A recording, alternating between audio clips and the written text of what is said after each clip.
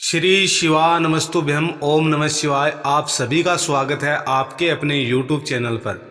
सभी माताएं बहनें घर में आटा गूंथती हैं, लेकिन आटा गूंथते समय कुछ ऐसी गलतियां जाने अनजाने में हो जाती हैं जिनका खामियाजा पूरे परिवार को भुगतना पड़ता है।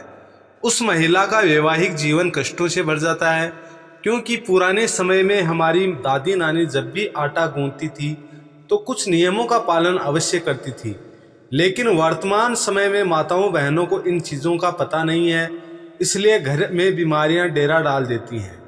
महिला के वैवाहिक जीवन में खटपट होना शुरू हो जाती है, घर में धन की हानि होती है। तो माताओं बहनों से निवेदन है, आटा गूंथते समय भूलकर भी ये गलती ना करें, अन्यथा परिवार और आपका वैवाहिक जीवन अपार कष्टों से भर सकता है। आपसे निवेदन है, वीडियो को ध्यान से सुने और चैनल को सब्सक्राइब अवश्य करें। वास्तुशास्त्र में किचन के लिए अनेक नियम बताए गए हैं। इन नियमों का पालन करना अनिवार्य होता है। ये नियम न केवल किचन की वस्तुओं पर लागू होते हैं, बल्कि भोजन पकाते समय भी इन नियमों का ध्यान रखना चाहिए। अनदेखी करने पर घर में वास्तु दोष लगता है, इससे पति पत्नी के रिश्ते बिगड़ जाते हैं, साथ ही आर्थिक तंगी आती है। इसके लिए महिलाएं वास्तु नियमों का पालन अवश्य करें। लेकिन क्या आपको पता है कि आटा गूंथते समय भी कुछ नियमों का पालन जरूर करना चाहिए, अन्यथा जीवन में कष्ट ही कष्ट भर जाते हैं। पहला जो नियम है वह है, वास्तुशास्त्र के अनुसार आटा गूंथने के साथ गोला बनाएं तो उसमें अंगुलियों का निशान अवश्य बनाएं। सीधा गोला कभी ना बनाएं।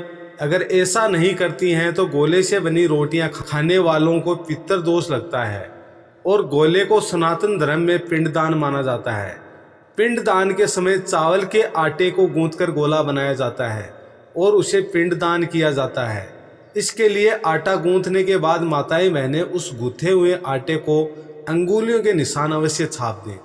आटा गूंथने के बाद बचे हुए पानी को यूं ही व्यर्थ में ना बहाएं। आटा गूंथने के बाद जो पानी बचे उसे पौधे में डालें। आप चाहें तो किसी अन्य काम में भी उपयोग कर सकते हैं। तो उस पानी को जो भी पौधा है आपके पास पेड़ है उसमें डालना चाहिए। एक बार आटा गूंथने के बाद तुरंत रोटियां बना लें। अगर आटा गूंथ कर रख देती हैं और कुछ देर बाद रोटियां बनाते हैं तो न केवल वास्तु दोष लगता है, बल्कि रोटियां अशुद्ध हो जाती हैं। बचे आटे को फ्रिज में रखकर अगली बार इस्तेमाल करना सेहत के लिए हानिकारक हो सकता है। इससे कई बीमारियां दस्तक देती हैं। इसके लिए ज़्यादा आटा ना गूंथें। आयुर्वेद में आप सभी को पता है, बासी खाना खाने की मनाही होती है। एक बार रोटियां बन जाए तो चकला बेलन और तवा को साफ कर लें।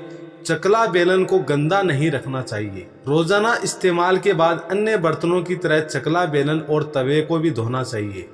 चकला बेलन को गंदा रखने से घर में वास्तु दोष लगता है और माता अन्नपूर्णा यानी माँ पार्वती उस घर से रुष्ट हो जाती है। वास्तु शास्त्रों की माने तो हमेशा नहाने के बाद ही आटा गूंथना चाहिए। वहीं आटा गूंथने के लिए तांबे के बर्तन में पानी लेना चाहिए। ऐसा करने से घर में सुख और समृद्धि बनी रहती है। वास्तु दोष लगने से पारिवारिक कलह की स्थिति पैदा हो जाती है। इसके लिए महिलाओं को इन बातों का विशेष ध्यान रखना चाहिए।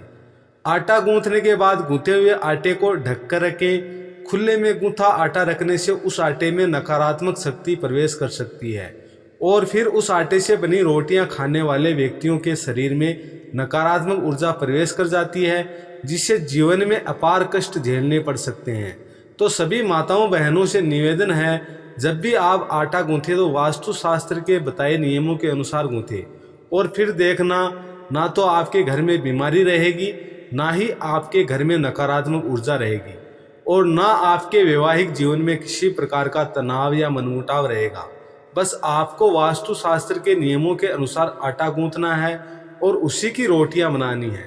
आप सभी माताओं बहनों से निवेदन है, चैनल पर नए हैं तो चैनल को सब्सक्राइब करें, वीडियो को लाइक करें, कमेंट में हर हर महादेव लिखकर ज़्यादा से ज़्यादा शेयर करें।